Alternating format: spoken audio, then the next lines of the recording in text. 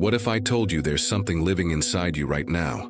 Something that thinks with you, feels through you, chooses for you, and that perhaps until now you've never really faced? I'm not talking about spirituality, nor mystical energy. I'm talking about something more present, more intimate, more real. Your shadow. Carl Jung, the father of analytical psychology, spent his life studying what lies behind consciousness. And he discovered something disturbing. What you refuse to look at in yourself doesn't disappear. It simply transforms into behavior, impulse, and sabotage. And this is called the shadow. The shadow is not something external. It's not a spirit. It's not an entity. It's not a curse cast upon you. The shadow is the sum total of everything you've learned to reject in order to be accepted. Everything you didn't allow yourself to feel. Everything you learned was wrong. Everything you pushed down from your consciousness because you were taught it was ugly, dangerous, or shameful. And since it can't be experienced consciously, it finds ways to express itself in other ways. In the moments when you explode for no reason. In the relationships you repeat, even though you know they'll hurt you. In the decisions you make and later don't understand why. Haven't you ever noticed that sometimes it feels like you're watching your own life as if someone were holding the remote control? As if something were controlling your speech, your reactions, your fears? That's the shadow, and it's not your enemy. It is, in fact, the cry of what has been denied, the echo of what you have abandoned in the name of survival. But the deeper question Jung leaves us with isn't just about the existence of the shadow. It's about what happens when we ignore it. Because everything you don't make conscious becomes your destiny. Picture this. You're in the middle of a conversation. The person in front of you says something small, almost insignificant. But suddenly, something inside you flares. Or maybe it flares. You feel anger or shame or a desire to run away. You don't understand why it shouldn't affect you so much. But it does. Because it's not the situation that hurts. It's the shadow that's been touched. How many times have you overreacted? How many times have you sabotaged something that was going well? How many times have you found yourself repeating patterns you promised never to repeat? This isn't bad luck. It's not weakness. It's the shadow trying to speak to you. And the more you suppress it, the louder it screams. But the shadow doesn't scream with words. It screams with addictions, with compulsions, with impulses that seem to pull you into an invisible abyss. And this abyss is often the same place from which your original pain emerged. The pain you don't quite remember, but which shaped your entire self-protection. Jung understood this as the eternal struggle between the conscious self and the unconscious contents that have been repressed. And this repression comes at a price. Living half your life without knowing who you are. Because what you show the world, your persona, is only a fraction. It's your social persona. It's what you've learned to wear to avoid rejection. But what lies beneath it is who you really are. And this truth doesn't disappear. It waits. Now stop for a second and think. How many parts of yourself have you buried to fit in with the world? How many times have you kept quiet for fear of disturbing others? How many desires have you murdered to appear good, balanced, normal? And where did all that go? In the shadows. But the shadow refuses to be forgotten. Because forgetting parts of yourself is like silently amputating your own soul. And sooner or later, what was amputated demands a return. You feel this in those moments when everything seems fine, but an inexplicable anguish invades you. On those nights when the silence weighs too heavily. In that void that neither affection nor goals nor pleasures can fill. The shadow lives in these cracks, and it wants to be seen, not to destroy you but to integrate you. Jung said that enlightenment is not achieved by imagining figures of light, but by making darkness conscious. This means that your healing lies not in avoiding pain, but in facing it courageously. But courage is not the absence of fear. Courage is presence despite fear. And that's what shadow integration requires, that you descend into the depths of your emotional history, that you face what you've avoided most, that you look into the eyes of the part of yourself you've despised, hidden, or silenced, and say, I see you. This is the beginning of everything. But it's also the most painful moment, because for the first time you stop blaming the world and start taking responsibility for yourself. And that hurts, because it means recognizing that much of what hurt you today is still held by you, out of loyalty to what has already passed, out of fear of what may come. The shadow isn't dangerous because it's dark. It's dangerous because it's ignored. And the more you ignore it, the more it takes over your life. Like a director hidden behind the scenes, it pulls the strings of your behavior, your desire, your pain, and you continue to act on a stage where you didn't even write the script. But there is a way out, and it begins with a silent movement, the decision to see, to hear, to feel, and to embrace, even what seems horrible, even what seems unworthy. Because everything within you, even what you consider unacceptable, was born of a legitimate need. No part of your psyche is inherently bad.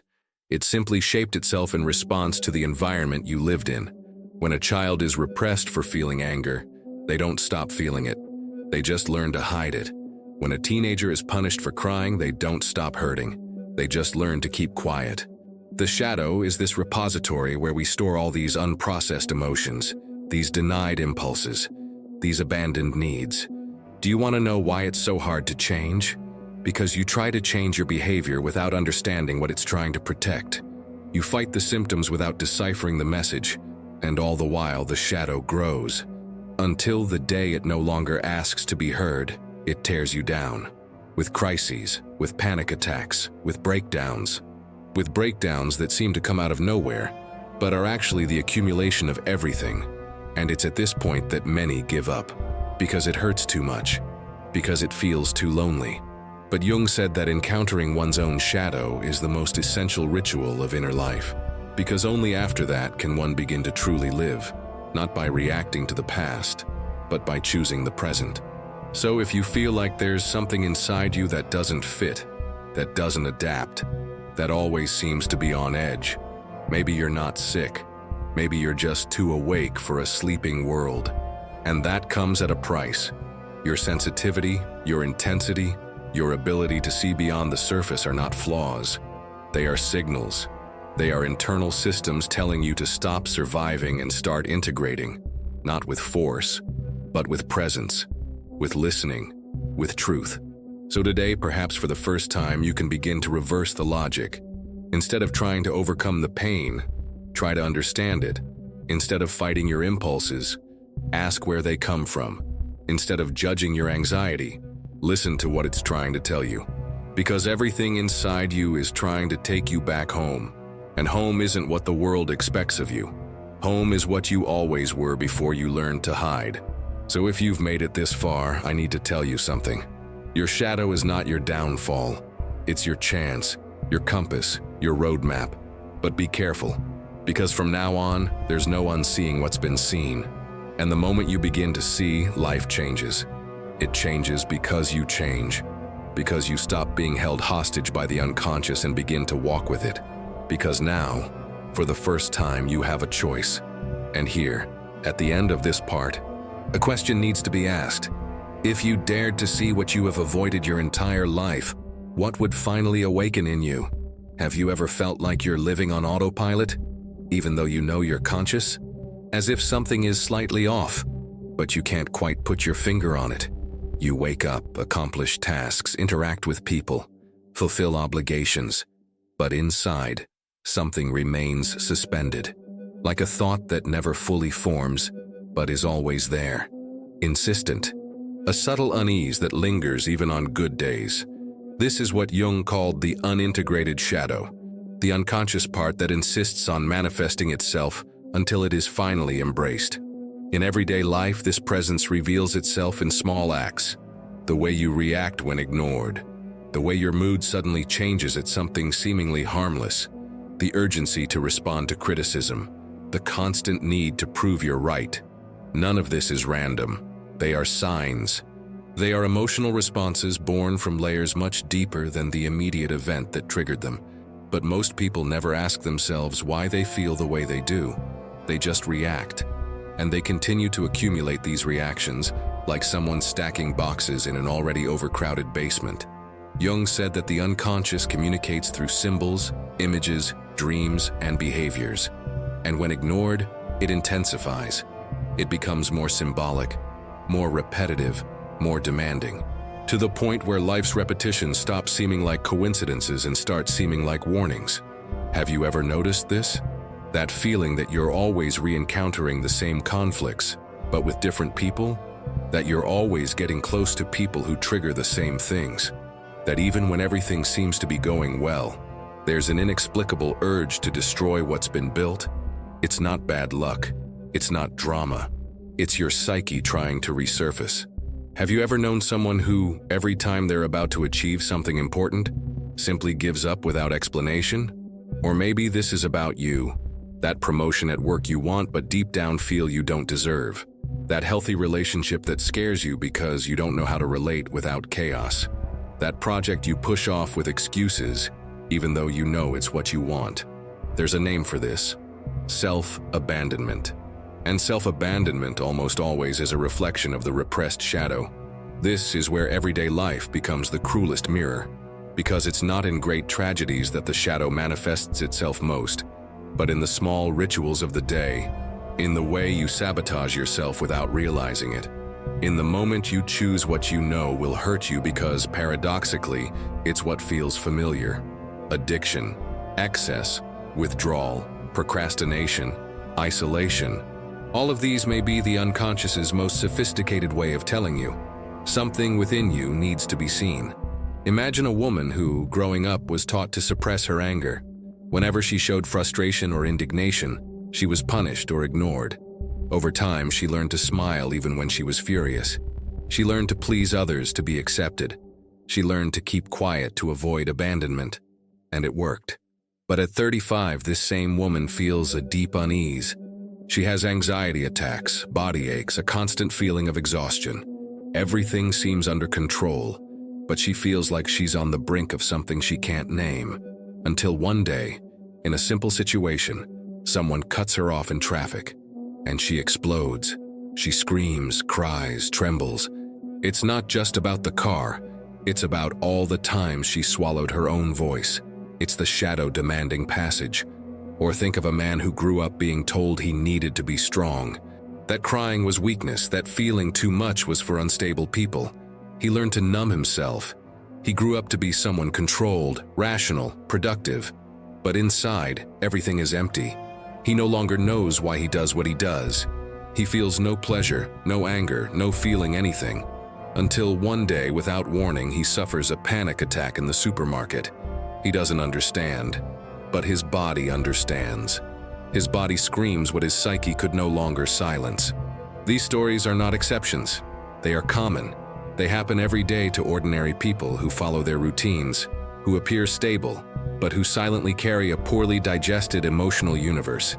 The shadow, when repressed, does not dissolve.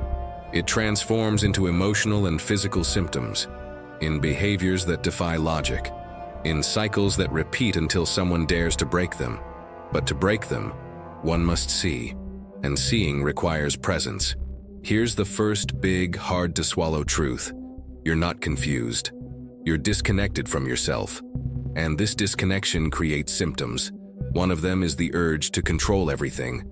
You start to plan obsessively, predict everything that could go wrong, and try to control even other people's emotions. Not out of malice, but out of fear. Because deep down, your emotional system has been trained to associate the unpredictable with danger. This happens when you grew up in environments where love was conditional, where approval was unstable, where rejection came hand in hand with failure. Control is the armor of those who are afraid to feel, but no armor can support the weight of the soul for long.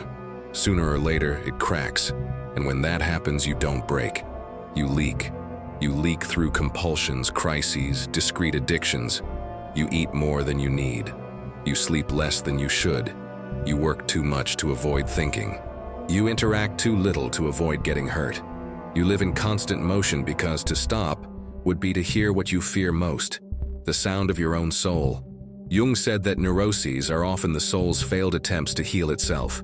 This means that what afflicts you isn't necessarily your enemy. It could be your body and mind trying to find a way out. And the more you try to silence this discomfort with distractions, the more it intensifies. Because it wasn't meant to be silenced. It was meant to be heard. Have you ever caught yourself acting against your own interests, as if you were at war with yourself? Have you ever found yourself rejecting a genuine compliment, sabotaging a relationship that seemed sincere, distancing yourself from someone just as the connection was beginning to deepen? This isn't rational, but it's understandable, because there are parts of you that don't yet know they're safe, that still live under the conditioned reflex of a past where being vulnerable meant danger. And here's the second shock. You don't need more strength. You need more listening. You need more permission to feel. Because feeling isn't weakness. Feeling is the first step to breaking out of anesthesia, and only those who feel can transform. But feeling can't be selective. If you block pain, you also block pleasure. If you numb anger, you also numb passion. Emotional blockage is total, not segmented. So you wonder why your life feels lukewarm. Why everything seems almost good, almost right, almost happy. It's because you're living with half your emotional system shut down. The shadow holds the rest, and it doesn't offer itself back easily. It demands presence, depth, a commitment to the truth, your truth. But perhaps the most important question now is, why haven't you looked at this yet? Why do you continue to resist this plunge? Perhaps because deep down, you know that by looking, there will be no more excuses. By recognizing, there will be no turning back. The process of individuation that Jung proposed requires a rupture. It requires courage to abandon the emotional comfort zone, the one where you suffer but know every corner. The new is frightening because it demands a new identity. And here arises the cruelest paradox. Your psyche wants to heal, but your identity has learned to define itself through pain. So healing also means losing what you know about yourself. And this grief is real. That's why change hurts. It's not because you're making a mistake. It's because you're letting die what no longer serves you. And symbolic death is part of every rebirth. You don't have to understand everything right now, but you do need to start noticing. Every overly intense reaction, every discomfort that seems exaggerated, every repeating pattern, all of this is symbolic material. It's your unconscious offering clues. You can keep ignoring it. You can keep distracting yourself. You can keep blaming the world. But the pain doesn't go away. It just changes its appearance and comes back. It always does. So perhaps true emotional maturity lies not in controlling everything, but in learning to decipher what everything is trying to tell you. Discomfort is an invitation. Anxiety is a request. Fear is a signal. Anger is a message. Repetition is a lesson that has not yet been integrated. Jung didn't ask us to be perfect. He asked us to be whole. And being whole is accepting that there are parts of you that won't be pleasant, but that are legitimate. That there are impulses that need to be observed, not eliminated. That there are emotions that need to be experienced, not corrected. Now stop. Breathe. Close your eyes for a moment and ask yourself, what in me is asking to be seen? Perhaps the answer won't come in words. Perhaps it will come in images, in sensations, in memories. But it will come, because everything that is repressed will one day return. And when it does, it doesn't ask for permission. It asks for space. And if you've made it this far, if you've read to the end of this section, it's because something inside you is ready to begin this journey. And it's just the beginning. Because the most complex part is yet to come, confronting the desires, impulses, and emotions you've learned to suppress. The question that comes next isn't easy, but it's necessary. What do you still need to lose? To finally find yourself, have you ever stopped to consider that perhaps what keeps you from your freedom isn't what you lack, but what you hide? Not what you've lost, but what you've buried within yourself? Most people believe their pain comes from what they don't have, what they haven't experienced, what has been denied on the outside. But what if the greatest wound isn't outside, but inside, not as absence, but as repression? The shadow, as Jung warned us, isn't just made up of your flaws or traumas. It also contains everything you desired, but didn't allow yourself to want. Everything you judged as wrong in yourself, not because it actually was wrong, but because you were taught it was unacceptable. And to survive, you chose to hide it. Not to forget, because the unconscious doesn't forget, but to avoid rejection. Think of the child who wanted to be the center of attention but was called selfish. The teenager who desperately craved someone's touch but was ridiculed for feeling too much. The adult who still silently harbors a hunger to be seen, validated, loved, but who learned to deny it because showing neediness was a sign of weakness. These stories repeat themselves.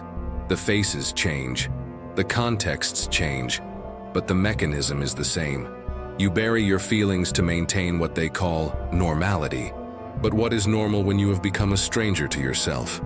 At some point, to be accepted, you divided yourself. You separated what was presentable from what was inconvenient. And you began building a version of yourself adapted to the world. This version smiles when it wants to scream, accepts when it wants to refuse, embraces when it wants to distance itself, and says, "It's okay," when everything is falling apart inside. You've become an expert at appearing, but inside something continues to pulsate. Something that won't be silenced, something that no longer accepts being left aside. And you know what's most curious? The more you try to ignore this silenced side, the more it appears. It appears in your dreams, in your impulses, in your relationships. It appears as inexplicable irritation, as uncontrolled jealousy, as disguised envy, as unconfessable desire. You say you don't know where it came from, but you do.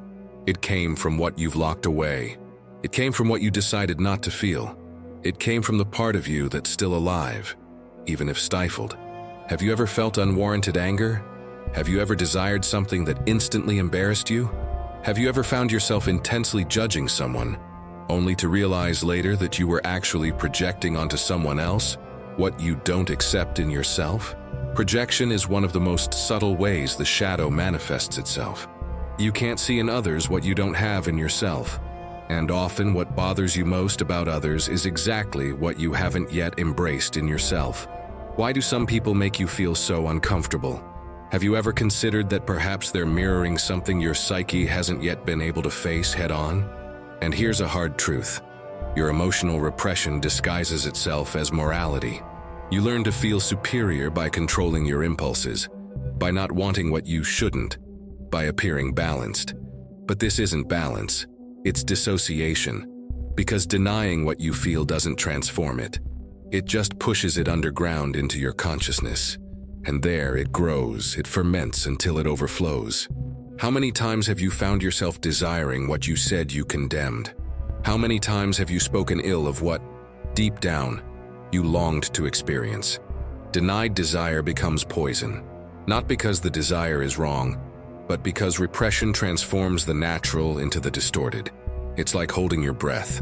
At some point you'll need to exhale, and when you exhale uncontrollably, you hurt yourself or others. Have you allowed yourself to feel what you really feel, or just what you have learned you can feel? Jung said that the shadow is shaped not only by what the individual represses, but also by what the culture deems unacceptable. This means that your shadow isn't just personal, it's collective. It's the sum total of what the entire society rejects, represses, and silences.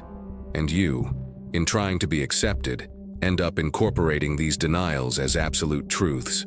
That's why there's so much shame in wanting to be important, in wanting to be admired, in expressing anger, in asking for help, in showing vulnerability. Not because it's wrong, but because culturally, we've learned to mask any emotion that reveals our raw humanity. But the body doesn't lie, and the soul doesn't obey eternally. Sooner or later, you'll be confronted by what you've hidden, and this usually happens in moments of rupture, when a relationship ends, when work falls apart, when health collapses, when everything that seemed solid dissolves. It's in these moments that the shadow rises, and you find yourself faced with a dilemma: continue pretending, or begin to integrate. Can you remember a moment like that? A moment when you were forced to face what you'd been avoiding? How did you react? Most people try to return to normal. They cling to the old version of themselves, trying to restore the previous order. But the truth is, once you see your shadow, there's no going back. There's only one choice. Either you become its accomplice, or you become its hostage. Becoming an accomplice to the shadow means looking at desire honestly. It means allowing yourself to say, Yes, I want to be seen. Yes, I desire pleasure. Yes, I feel insecure. Yes, I need care. This isn't weakness. It's maturity. Because an emotionally mature adult isn't one who has suppressed themselves. It's one who has learned to recognize their inner parts and communicate with them.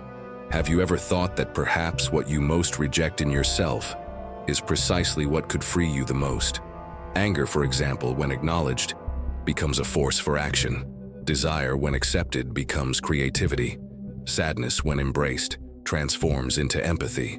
But when repressed, these feelings turn into distortions. Anger becomes passive violence. Desire becomes obsession. Sadness becomes chronic depression. It's not about eliminating emotions. It's about learning to inhabit them. Do you allow yourself to inhabit your emotions? Or do you only visit the socially acceptable ones?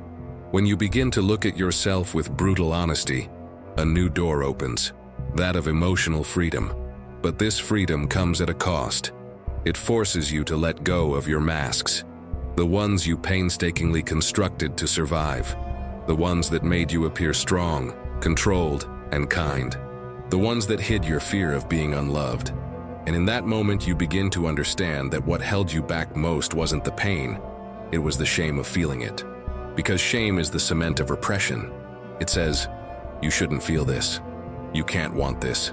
You're not worthy if you admit this. But who said? Who decided what you can and cannot feel? Who determined what is acceptable within your soul? When you begin to question these voices, something within you awakens. A strength that had been dormant beneath layers of judgment. A vitality that never disappeared. It simply lay silent, waiting to be allowed to exist. And then you understand that everything you thought was the bad part was actually the most vital part of you trying to come back to the surface. This changes everything, not because it solves the problem, but because it reveals. It reveals that the path to healing is not through denial, it is through inclusion. That being whole is not about being flawless, it is about being true. And that integrating the shadow isn't about becoming someone else, it's about ultimately becoming yourself. But now comes the most delicate point, and perhaps the most transformative. Are you willing to lose the image you've built of yourself to find who you really are? Because that's what the shadow demands. Not applause, not victory, but presence. Total. No mask, no filter, no rehearsal. And this decision isn't made once. It needs to be renewed every day, with every trigger, with every confrontation, with every repressed desire that resurfaces. You'll have to choose, again and again, between returning to the comfortable illusion or moving toward the uncomfortable truth. And the truth is, you're hungry. Hungry for expression, hungry for affection, hungry for meaning, hungry for emotional freedom. And this hunger is not weakness, it's a compass. The shadow, when seen lucidly, reveals this. What you most feared feeling was exactly what you most needed to embrace.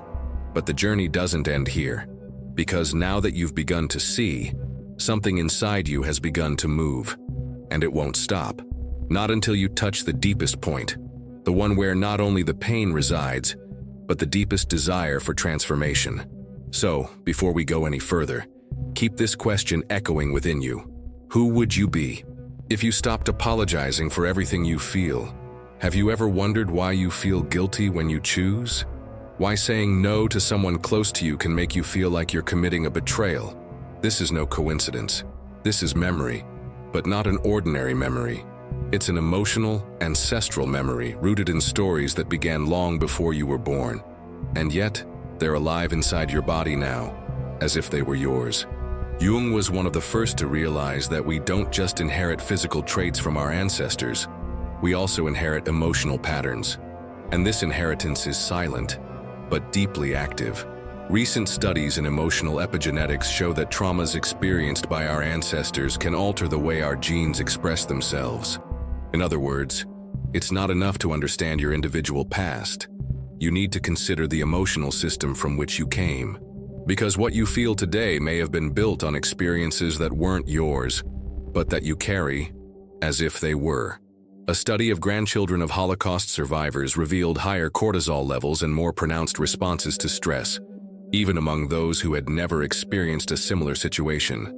The grandparents' trauma left its mark on their grandchildren's cells. This is transmitted. This is lived. This is real. Now reflect for a moment. How many of your fears, reactions, insecurities, and blocks might be rooted in stories you don't even fully understand? How many times have you tried to change something about yourself, only to feel an inexplicable guilt, an unexpected anguish, as if you were breaking a rule that was never spoken but that always existed? Imagine a family where all the women learned to remain silent to maintain harmony. The mother remained silent. The grandmother remained silent.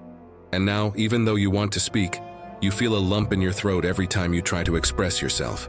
This lump is more than emotional. It's historical. It's an invisible loyalty to a pattern you never chose, but which your body recognizes as safe. Jung called this the collective unconscious, a symbolic field that spans generations, where archetypes, patterns, and wounds repeat themselves like scripts no one has dared to rewrite. And when you try to do something different, you feel like you're betraying the script. That's why it hurts. That's why it feels wrong. Because being the first to break an emotional chain is simultaneously liberating and lonely. Have you ever felt like an outsider within your own family? Like you disagreed with something everyone else seems to accept without question? This feeling isn't arrogance. It's a sign. A hint that you're ready to break cycles, and that comes at a price. The price is the discomfort of being different, of not belonging, of carrying the pain of becoming conscious in an environment that still sleeps. And the most paradoxical thing of all is that, often, when you try to break free, you feel even more trapped. This happens because your emotional system interprets change as a threat. It doesn't matter if the change is for the better. If it breaks with what's known, it sets off alarm bells. Your body goes into a state of alert. You feel anxiety. You feel fear. You feel something is wrong, even when you're finally doing the right thing. This is what we call invisible fidelity.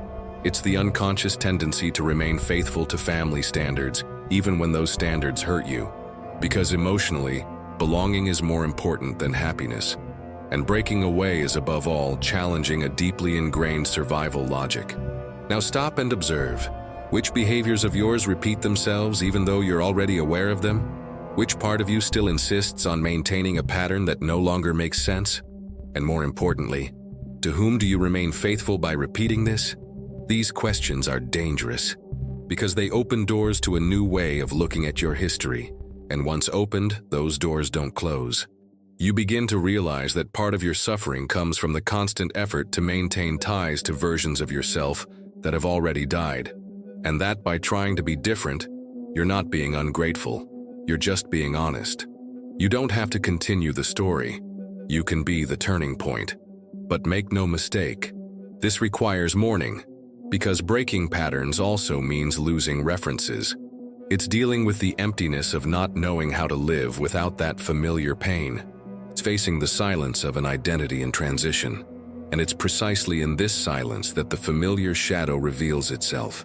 That part that doesn't belong solely to you, but that manifests through you. Imagine a man raised by a strict, cold, and absent father. Growing up, he promised to be different. He swore he would give love, presence, and listening ear. But without realizing it, he repeats the same gestures, the same silences, the same distance. Because a part of him is still trying to be loyal to his father image. He still believes that loving too much is weakness, that getting too close is dangerous. That feeling is a loss of control.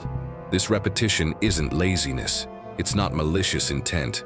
It's relational trauma transmitted as a bonding pattern. And it only breaks when you face the mirror of your history with brutal courage. The courage to say, "This was given to me, but it no longer belongs to me." Do you have the courage to let go of what you have learned to call your emotional home? Letting go means re-educating the body, the nervous system. It means teaching yourself that safety now lies elsewhere, that you no longer need to remain silent to survive, that you no longer need to be useful to deserve affection, that love doesn't need to be begged for, proven, or bought with sacrifice. But this can only be learned by living differently, by repeating new patterns until your body recognizes them as natural. And that takes time. Neuroscience shows that the brain needs repetition to create new synaptic pathways. It's like carving a trail through a forest. At first, you have to force your way through. Cut the branches, open up the space. But over time, that new trail becomes more accessible, and the old one, used daily, begins to close due to disuse. This is how you break patterns. With persistence, with presence, with patience. You may not be able to be different every day, but each day you're already creating a new space within yourself, a space where the inherited shadow no longer rules alone, where you begin to respond instead of just reacting, where you begin to choose instead of just repeating. Jung said that a wound can only be healed when it is looked at consciously, and this applies to your own wounds, but also to those you've inherited. Because perhaps your mission in this life is not to rid yourself of pain, but to transform it. To transform what was once pattern into consciousness. To transform what was once destiny into choice. To transform what was once merely unconscious repetition into presence. And this transformation begins with a simple gesture. Stop, breathe, observe, feel, ask, question, and above all, decide. Decide to be the first. The first to break the cycle. The first to love differently. The first to say no where before everyone said yes. The first to stand up where before everyone was silent. The first to look at your own pain and instead of passing it on, choose to heal it. Are you ready to be that first? Because this path doesn't bring you applause. It brings you freedom. And freedom at first is scary, because it requires you to shed everything familiar. It requires you to enter naked into new territory, without a map, without reference, without external approval. But then little by little this freedom begins to make sense, because you start sleeping better, breathing more easily, relating without so much fear, choosing yourself without so much weight, living more truthfully. And that truth becomes your new home. Not an inherited home, but a home built, brick by brick, choice by choice, silence by silence, scream by scream, love by love. And in the end, when you look back, you'll see that the pain of those who came before was not in vain. Because through their courage, something was healed, something was freed, something was transformed. So, before we move on, let this question rest within you. What in you keeps repeating a story that could have already been closed?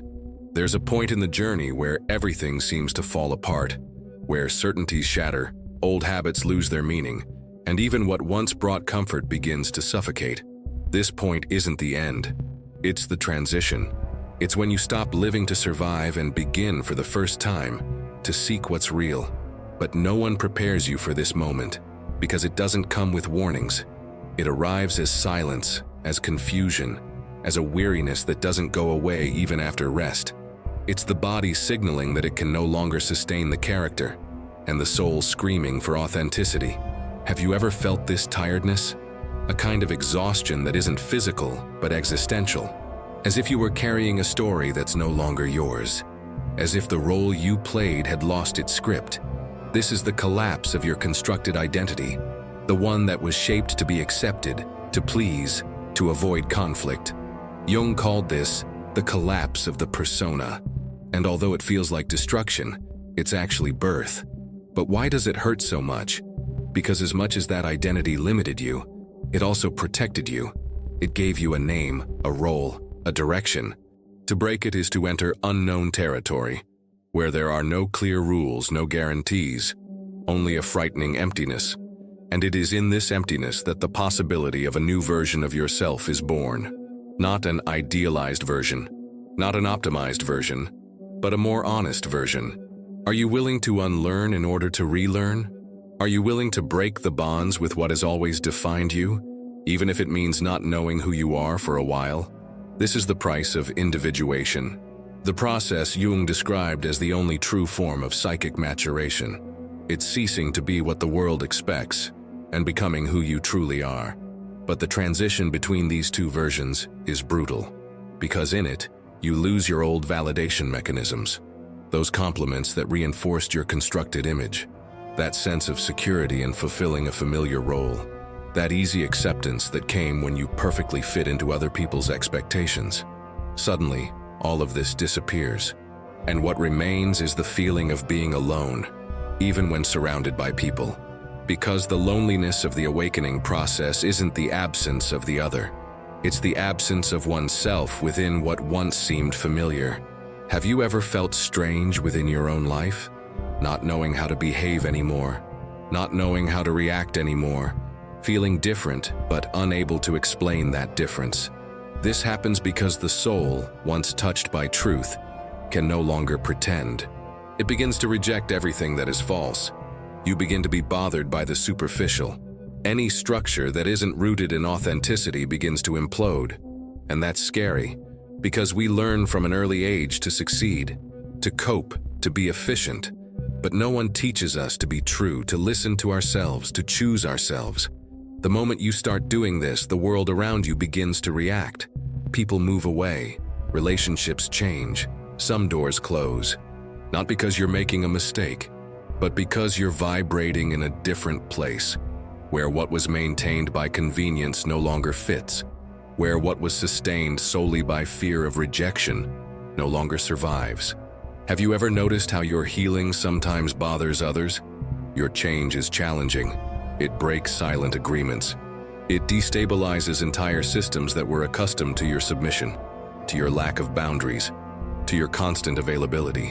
When you start taking a stand, you're not just changing yourself, you're reshaping all the relationships around you.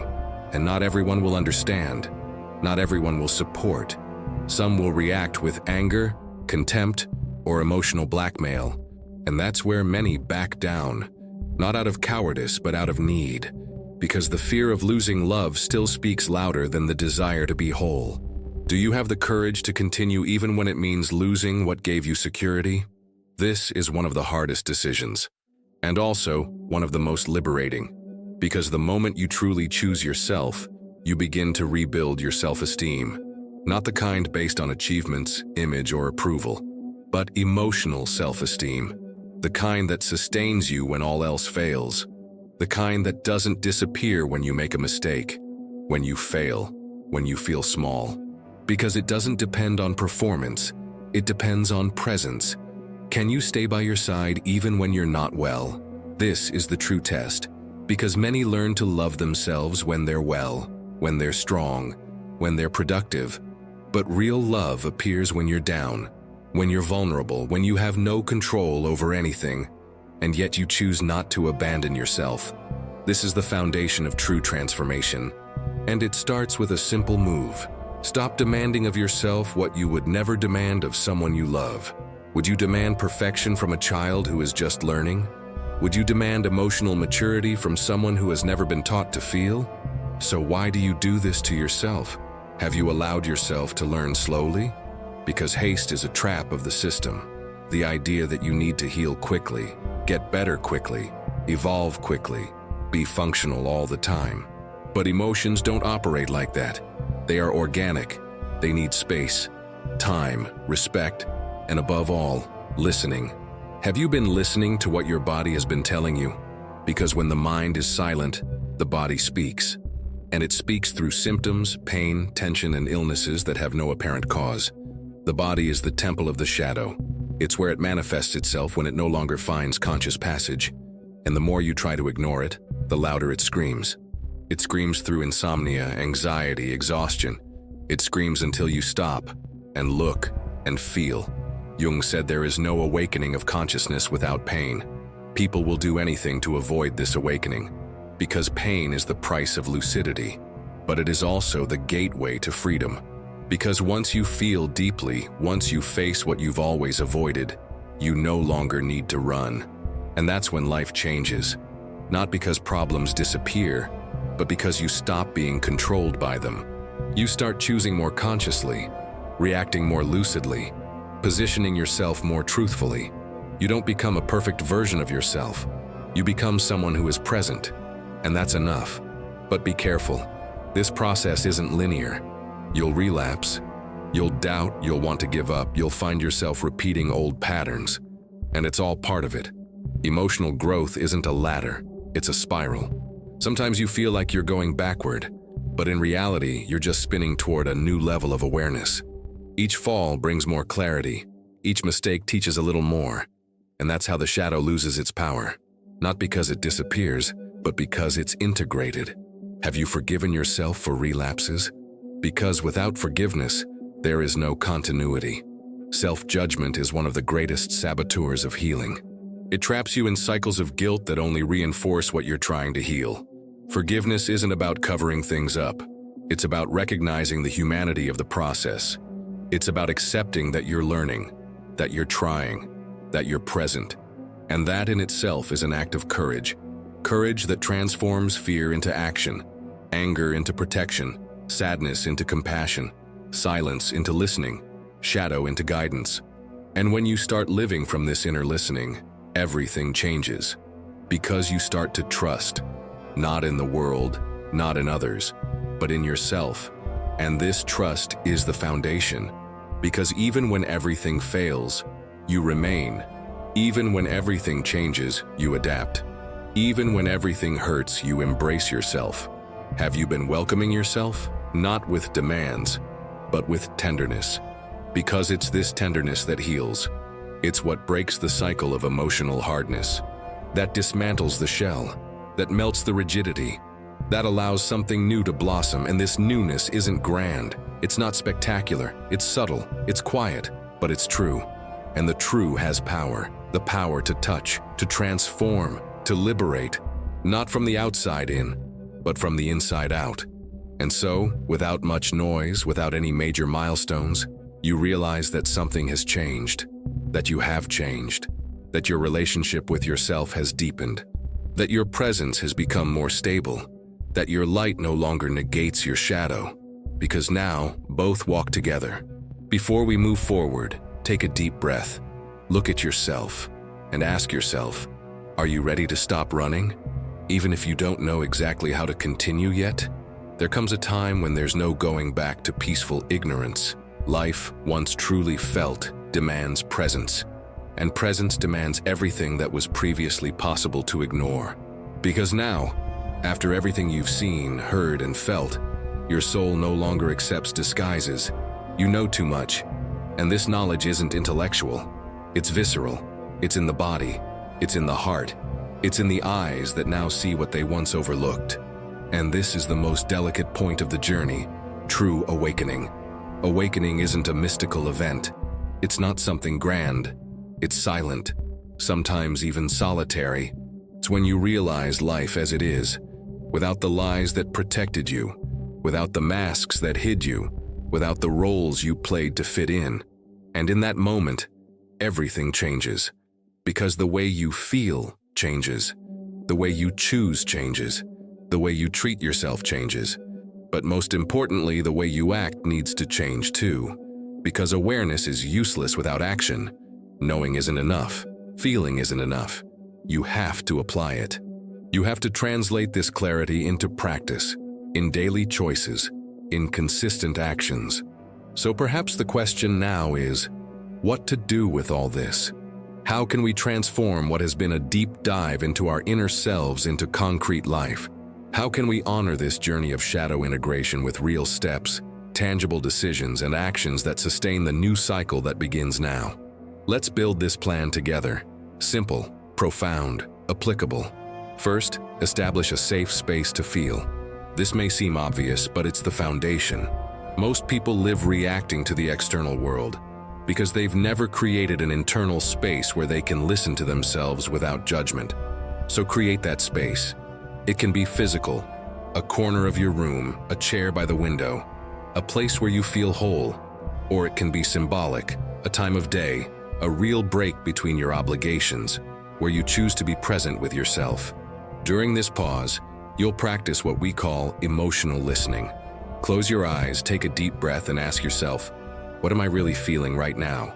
Without trying to answer correctly, without trying to appear mature, just allow the emotion to arise. Fear, anger, sadness, longing, shame, all are valid. No feeling needs to be resolved. It just needs to be acknowledged. Second step, record. Write what you feel on a piece of paper, in a notebook, on your phone, wherever you want. But write. When you record, you make the invisible visible. You transform shadow into form. You take the chaos out of the body and place it into a structure. This isn't therapy. It's psychic cleansing. It's giving voice to what was previously silenced. Third, observe patterns. After a few days of writing down what you feel, you'll begin to notice repetitions. Situations that always put you on alert. People who trigger you in specific ways. Automatic behaviors that sabotage your well-being. This is gold, because here you begin to identify your own unconscious language, and only what is named can be transformed. Fourth step, break a pattern each week. Choose one action that represents a new response. It may be small, it may seem insignificant, but that's how you change a life. If every time you're criticized you withdraw, choose once a week to take a deep breath and calmly express your thoughts.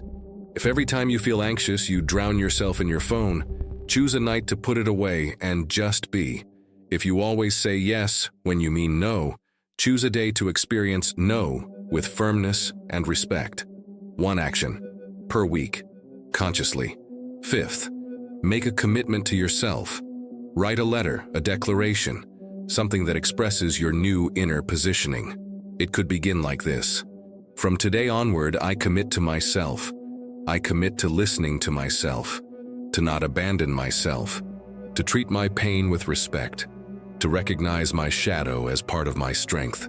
This letter isn't for anyone to see, it's yours, but it will be your reminder, your compass, your anchor on the days when everything seems to be falling apart again. And it will seem so, because the integration process is not linear. There will be setbacks, there will be doubts, there will be days when you think nothing has changed, but it has. Because now you see, now you feel, now you act. And acting is the only true way to consolidate transformation. You don't have to be perfect. You need to be present. You don't have to have all the answers.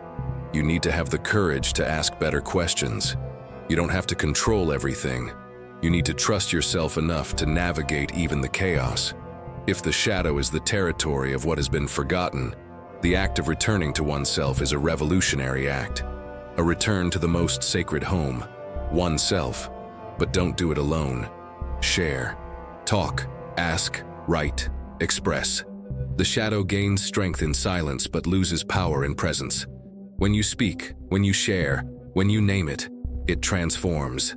And your truth, however strange it may seem, will never be yours alone. Someone, somewhere, needs to hear exactly what you carry in silence. So from now on, begin with what you have, with who you are, as soon as possible. But begin, because awakening is not a destination, it's a process, and every step matters, every choice counts, every act of listening, every gesture of compassion, every break from the automatic. All of this is rewriting the history of your psyche. And if at any point you ask yourself, is it really worth it? Remember this. Okay, because living awake, although more difficult, is infinitely more truthful. It's worth it. Because your pain, when felt, turns into empathy. It's worth it. Because your shadow, when embraced, becomes light. And it's worth it because by healing yourself, you also heal something in those who came before, and in those who will come after. Now it's up to you. If this video touched something deep within you, if it brought clarity, if it awakened a truth, I invite you to join us on this journey. Here on the Deep Psyche channel, our commitment is to truth, to lucidity, to real emotional transformation. No superficial motivations, no empty promises, only presence, only depth. So subscribe, like this video, and if you'd like, share in the comments, anonymously if you prefer, what you carry, what you've seen in yourself, what you're ready to transform. You are not alone, and now you know. The first step has already been taken. See you in the next abyss or your next awakening. The choice, as always, is yours.